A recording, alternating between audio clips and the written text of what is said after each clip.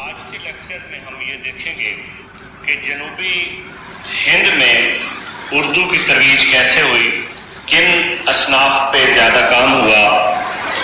اردو جنوبی ہند میں جس طرح دربار کا ایک کلچر رہا، ہماری مشرقی جو تہذیب و ثقافت ہے اس میں دربار کو ایک مرکزی حیثیت حاصل ہے۔ اب ادب، ادیب، فنکار یہ بادشاہوں کی سرپرستی میں رہے۔ دکن میں اس چیز کی کمی نہیں تھی۔ شاہان بہمنی، قطب شاہی، عادل شاہی یہ ان بادشاہوں کے جو ادوار تھے، یہ بذات خود جو ہے یہ بہت اچھے شاعر اور ادب پرور لوگ تھے۔ اس وجہ سے جنوبی ہند میں اردو کو یعنی ترویج کے لیے بہترین ماحول میسر آیا۔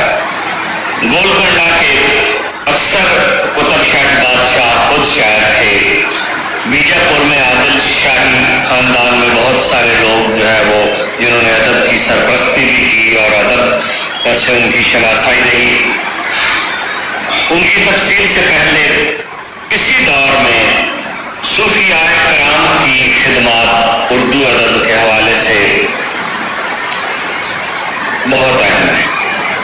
بلکہ مولوی عبدالحق نے جو اپنی کتاب لکھی اردو کی ابتدائی نشو و نما میں صوفیاء کرام کا حصہ، اس میں پوری تفصیلات موجود ہیں کہ صوفیاء کرام نے رشد و ہدایت کے لیے مقامی زبان کا انتخاب کیا۔ تبلیغ دین کے لیے صوفیاء شاعری اور موسیقی سے دلچسپی رکھتے تھے۔ حمد و ثنا اور اخلاقیات کی جو پرچار کی اس سے یقیناً زبان کو بھی فائدہ ہوا۔ اب حضرت سید محمد حسینی بندہ نواز گیشٹ ابراز کی مشہور کتاب معراج العاشقین ہے۔ میرا جی شمس الاشراق کی مشہور کتابیں چار ہیں: خوش نامہ، ارشاد نامہ، شہادت الحقیقت، مرغوب القلوب۔ حضرت غوث الاعظم شیخ عبدالقادر کا مشہور رسالہ نشاط العشق دکنی زبان میں ترجمہ ہوا۔ اور اسی طرح شاہ میرا جی کے بیٹے شاہ برہان الدین ان کی دو مشہور کتابیں جل تن اور گل پاس۔ ڈاکٹر جمیل خیالوی نے بھی اپنی تحقیقات میں صوفیاء کی ان خدمت کا اعتراف کیا ہے۔ دکن میں جو اردو نثر کی ابتدا ہو رہی ہے وہ ملا وجی کی سابرس 1635 میں یہ شائع ہوتی ہے، اور فتحی نیشاپوری کا ایک قصہ تھا حسن و دل، اس کا یہ ترجمہ ہے۔ مولوی عبدالحق نے بعد میں اس کا کھوج لگایا تھا اور 1932 میں یہ کتاب جو ہے وہ پبلش ہوئی۔ حافظ محمود شیرانی نے بھی اس کی کئی تراجم کا ذکر کیا۔ آبجیکٹو میں اس طرح کے سوال آ سکتے ہیں کہ سابرس کس کی کتاب ہے، سابرس کب چھپی، سابرس کا اصل ماخذ کون سا ہے، سابرس کی کیٹیگری کون سی ہے۔ وہ ایک تمثیل ہے، الگری۔ تمثیل کیا چیز ہوتی ہے؟ ایک سادہ سی مثال میں دیکھیں، یعنی جیسے عقل ہے، حسن ہے، عشق ہے، ناز ہے، ادا ہے، ان کو یہ مجرد چیزیں ہیں، ان کو کوئی انسانی صورت عطا کرنا، جیسے مثلا کہنا کہ عقل میرے سامنے بیٹھی ہے۔ اب عقل ایک مجرد چیز ہے، اس کو تجسیم دینا، اس میں اسی طرح کی چیزیں ہیں۔ اور ملا وجی کی ایک اور مشہور مثنوی ہے اور وہ کتب مشتری ہے۔ اس دور میں دکنی ادب میں جنوبی ہند میں مثنوی کو بہت پروان ملا۔ اب یقیناً ہم الگ سے بحث کریں گے کہ مثنوی کیا ہے۔ وہ ایک ایسی طویل نظم ہوتی ہے جس کے ہر دو مصرے ہم قافیہ یا ہم ردیف ہوتے ہیں۔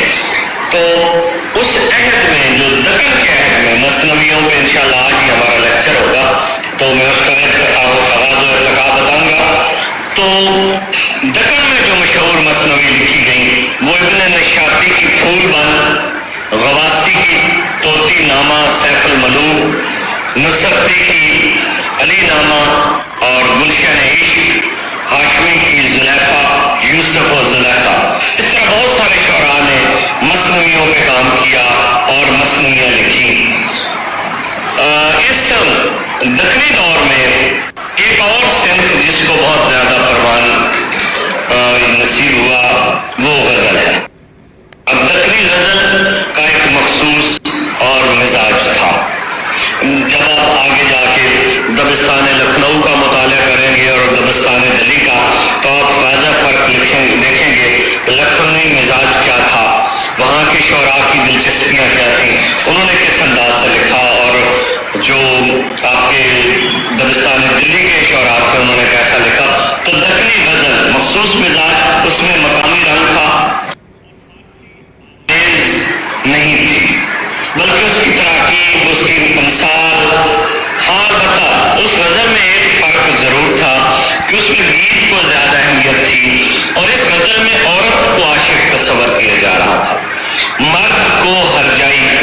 اس دبستان دلی میں ہم دیکھیں گے وہاں دل کی بات ہے, وہاں مرد کو اہمیت ہے, عاشق مرد ہے, لیکن یہاں پہ عورت کو عاشق بنایا گیا ہے, مرد کو ہرجائی. جیسا کہ خدا نے کہا تھا تو ہے ہرجائی تو اپنا بھی یہی تو, اور صحیح اور نہیں, اور صحیح اور نہیں, اور صحیح. دکنی غزل میں مرد جو ہے وہ عشق میں صحرا نوردی نہیں کرتا, بلکہ عورت جوگن بنتی ہے.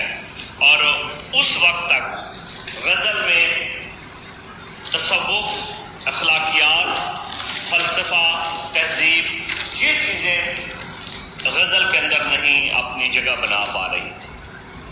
غزل کے ارتقاء پہ بھی انشاءاللہ بات ہوگی. قلی قطب شاہ, جس کو پہلا صاحب دیوان شاعر آزاد نے آب حیات میں اگرچہ ولی کو اردو شاعری کا بابا اعظم قرار دیا ہے. مدت تک یہ بات پھر اسی طرح چلتی رہی, لیکن بعد میں جب تحقیق ہوئی تو قلی قطب شاہ گولکنڈہ کا اس کی صاحب دیوان شاعر تھا, اور اس نے 2,500 صفحات پر ان کا وہ کلیات 50,000 اشعار تھے. غزل, قصیدہ, مثنوی, رباعی, مرثیہ سب پہ لکھا اپنی فارسی زبان میں, اور تلنگنو جو ان کی زبان تھی.